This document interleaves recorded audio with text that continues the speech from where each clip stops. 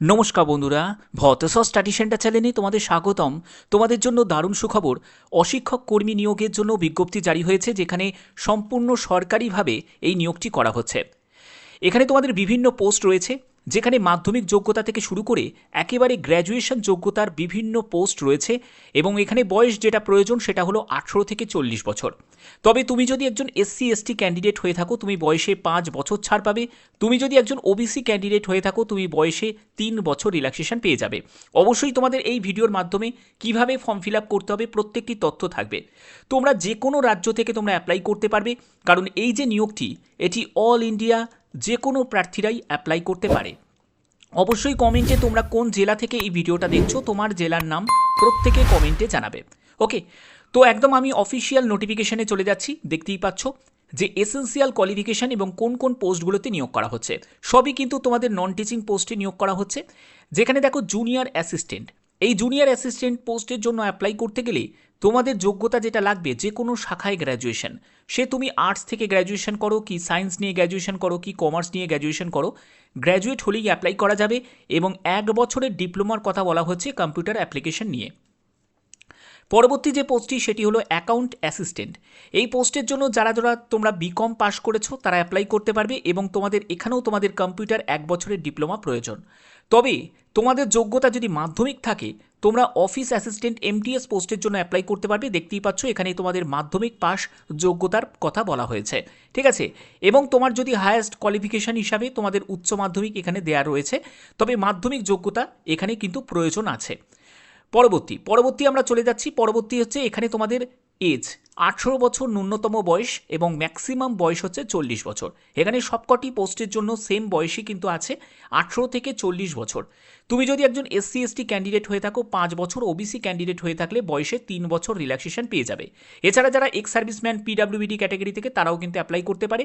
এবং এখানে দেখো তোমাদের আবেদন শুরু হয়ে গেছে 25শে মার্চ থেকে 15ই এপ্রিল পর্যন্ত তোমরা অনলাইনে আবেদন করতে পারবে। এবার অনলাইনে আবেদন করার পরে তার যে হার্ড কপি তোমাদের পাঠাতে হবে 22শে এপ্রিলের মধ্যে। ওকে, এখানে অ্যাপ্লিকেশন ফিস হচ্ছে 1000 তোমাদের অ্যাপ্লিকেশন ফিস, এবং SC/ST যারা ক্যান্ডিডেট তাদের হচ্ছে 500 অ্যাপ্লিকেশন ফিস লাগছে। তো চলো আর কি তোমাদের এখানে প্রয়োজন আছে সেগুলো বলে দিই। এখানে অল ইন্ডিয়া যে কোনো প্রার্থীরাই অ্যাপ্লাই করতে পারে, কিন্তু আবেদন করার আগে অবশ্যই বলবো ভালো করে তোমরা প্রত্যেকটি তথ্য জেনে তারপরে আবেদন করবে। অ্যাপ্লিকেশন দেখো এখানে বলছে যে applicants willing to apply for more than one post, যদি একের অধিক যদি পোস্টের জন্য অ্যাপ্লাই করতে চাও তাহলে অ্যাপ্লাই করতে পারবে, কিন্তু সেপারেটভাবে তোমাদের অ্যাপ্লিকেশন ফিস জমা করতে হবে। ওকে, এর পরবর্তী আর কি বলা হয়েছে দেখে নাও। এখানে তোমাদের এই হচ্ছে তোমাদের সম্পূর্ণ ডিটেলসটা। এবার তোমাদের অ্যাপ্লিকেশন ফর্ম তোমাদের কোথায় পাঠাতে হবে দেখতে পাচ্ছ যে এখানে দেখো তোমাদের ফটোকপিজ অফ দ্য অ্যাপ্লিকেশন এবং সাপোর্টিভ যেসব ডকুমেন্টসগুলো 2 সেট কপি এখানে তোমাদের পাঠিয়ে দিতে হবে ভট্টদেব ইউনিভার্সিটি, বালাজি, পাঠশালা। এই যে ঠিকানাটা দেখতে পাচ্ছ এই ঠিকানায় পাঠিয়ে দিতে হবে 22শে এপ্রিলের মধ্যে। প্রথমে আগে অনলাইনে তোমাদের আবেদন করতে হবে, তারপরে তার হার্ড কপি তোমাদের এখানে পাঠাতে হবে। এবং application for the post of, অর্থাৎ যে পোস্টের জন্য অ্যাপ্লাই করছো সেই পোস্টের নামটাও অবশ্যই তোমাদের মেনশন করতে হবে। তো এখানে তোমাদের কিভাবে ফর্মটা ফিল আপ করবে দেখো। ফর্ম ফিল আপ করার জন্য তোমরা দেখতে পাচ্ছ একটি অনলাইন পোর্টাল, রিক্রুটমেন্ট পোর্টাল দেখতে পাচ্ছ। তো এখানে ভট্টদেব ইউনিভার্সিটি, তো এখানে দেখো তোমরা যারা আবেদন করবে তাদের এখানে সাইন আপ অপশানে ক্লিক করতে হবে। সাইন আপ অপশানে ক্লিক করার পরে তোমার এখানে ইমেল আইডিটা দেবে, সেই ইমেল আইডিটাকে রিটাইপ করবে, তারপরে একটি পাসওয়ার্ড 6 ক্যারেক্টারের তোমার পছন্দ মতো একটা পাসওয়ার্ড এখানে ক্রিয়েট করবে। তারপরে তোমাকে এখানে সেই পাসওয়ার্ডটাকে রিটাইপ করতে হবে, মোবাইল নাম্বার দিতে হবে, তারপরে ক্যাপচা ভেরিফিকেশন অর্থাৎ ক্যাপচা কোডটাকে এখানে বসিয়ে দিয়ে তোমাদের এখানে সাইন আপ করতে হবে। সাইন আপ করার পরে তোমরা এখানে লগ ইন করবে, যেখানে তোমার ইউজার নেম অর্থাৎ তোমার ইমেল আইডিটা এবং তুমি যে পাসওয়ার্ডটা ক্রিয়েট করেছিলে সেই নিউ পাসওয়ার্ডটা এবং ক্যাপচা কোড বসিয়ে তোমরা লগ ইন করে ফর্মটা ফিল আপ করতে পারবে। বোঝা গেল? এবার দেখো যে তোমাদের এখানে যে নিয়োগ হচ্ছে এই যে ভট্টদেব ইউনিভার্সিটি অর্থাৎ তোমাদের আসামে, কিন্তু আবেদন করতে পারবে অল ইন্ডিয়ার ভারতীয় নাগরিক, প্রত্যেকে এখানে অ্যাপ্লাই করতে পারে।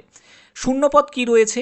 জুনিয়র অ্যাসিস্ট্যান্টের জন্য 2টি, অ্যাকাউন্টস অ্যাসিস্ট্যান্টের জন্য 1টি, এবং অফিস অ্যাসিস্ট্যান্ট MTS এর জন্য 5টি মতো তোমাদের টোটাল শূন্যপদ রয়েছে, ঠিক আছে। এবং ক্যাটাগরি ওয়াইজ কিন্তু তোমাদের শূন্যপদ ভাগ করা আছে। আশা করি ব্যাপারটা বোঝাতে পারলাম। এবার অ্যাপ্লিকেশন ফর্ম তোমরা যখন ফিল আপ করবে, অ্যাপ্লিকেশন ফর্মের সাথে কি ডকুমেন্টস তোমাদের লাগছে, ডকুমেন্টস কি লাগছে। প্রথমে বলে রাখি যে ডেট অফ বার্থের সার্টিফিকেট অথবা তোমাদের 10th অ্যাডমিট কার্ড, এটা হলো ডেট অফ বার্থের প্রুফ হিসাবে তোমাদের লাগছে। তারপর হচ্ছে এডুকেশন, তুমি যে পোস্টে অ্যাপ্লাই করছো, ধরো তুমি এমটিএস পোস্টে অ্যাপ্লাই করলে, সেখানে তোমাদের 10th পাস যোগ্যতা, তো 10th পাসে তোমাদের সার্টিফিকেট মার্কশিট তোমাদের লাগবে। যদি তুমি গ্র্যাজুয়েশন যোগ্যতার কোনো পোস্টে অ্যাপ্লাই করো, অ্যাকাউন্টস অ্যাসিস্ট্যান্ট হতে পারে বা জুনিয়র অ্যাসিস্ট্যান্ট, তাহলে তোমাদের সেই গ্র্যাজুয়েশন যোগ্যতার সার্টিফিকেট মার্কশিট লাগবে।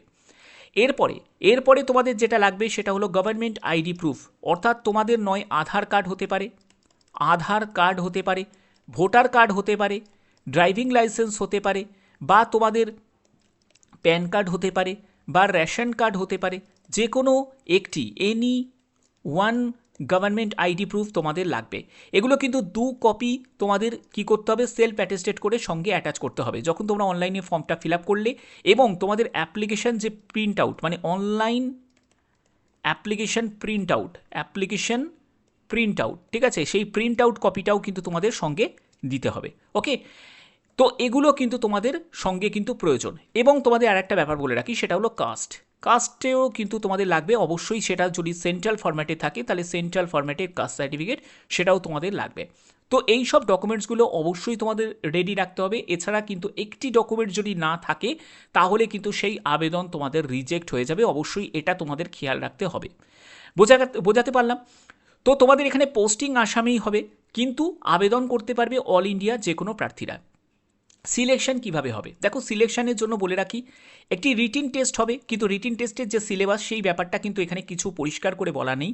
এখানে তোমাদের একটা বলছে যে শর্ট লিস্টিং করার জন্য তারা একটা রিটিন টেস্ট কন্ডাক্ট করতে পারে, এবং এই ব্যাপারটা কিন্তু কনফার্ম নয়, হয়তো হতেও পারে। এবার যদি ম্যাক্সিমাম ক্যান্ডিডেট অ্যাপ্লাই করে তাহলে সেক্ষেত্রে করতে পারে। এবার দেখো অনলি শর্ট লিস্টের যারা ক্যান্ডিডেট তাদেরকেই ইন্টারভিউ এবং কম্পিউটার টেস্টের জন্য তারা ডাকবে। তো এই হচ্ছে তোমাদের মেন ব্যাপার, এগুলো তোমাদের এখানে ক্লিয়ার করে দিলাম। এবার যখনই তোমাদের সিলেবাস রিগার্ডিং যদি কোনো আপডেট আসে অবশ্যই তোমাদের সেই আপডেটটা পৌঁছে দেবো। তো ভিডিওটা কেমন লাগলো, যদি ভিডিওটা ভালো লেগে থাকে অতি অবশ্যই ভিডিওটাতে একটি লাইক করে দিও, চ্যানেলটিকে সাবস্ক্রাইব করে বেল আইকনটাকে অল করে রেখো। আরও নতুন যখনই কোনো আপডেট আসবে সেই আপডেট তোমাদের কাছে পৌঁছে দেবো। এখনের মতো এটুকুই, টাটা।